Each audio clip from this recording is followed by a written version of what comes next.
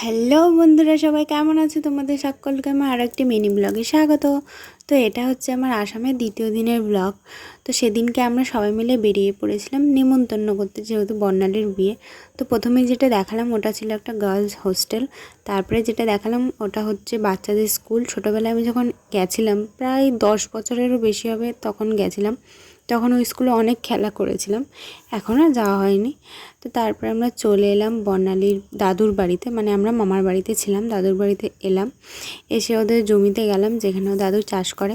কি সুন্দর লাগছিল দেখতে। তো তারপরে চলে এলাম ওদের বাড়িতে। এসে বর্ণালীর মা আর বর্ণালীর বৌদি ছিল এখানে। কি জিনিস একটা বাছাবাছি করছিল, ওটা দিয়ে মুড়ি না চিড়ে কিছু একটা তৈরি করবে। তো তারপরে চলে এলাম অন্য একটা বাড়িতে। সেখানে এসে মানে আসামে যেখানেই যাবে সেই বাড়িতে শুধু পান গাছ আর সুপারি গাছই দেখতে পাবে। আর প্রত্যেকজনের বাড়িতে একটা করে মন্দির থাকবে, যে কোনো ঠাকুরের। তারপর সন্ধ্যা হয়ে গেল, বাড়িতে চলে এলাম, টিফিনও করে নিলাম। তো চলো ভিডিওটা এখানে শেষ করছি। তোমাদের ভালো লাগলে অবশ্যই সাবস্ক্রাইব করে পাশে থেকো। সবাই ভালো থেকো, টাটা, বাই বাই। জানি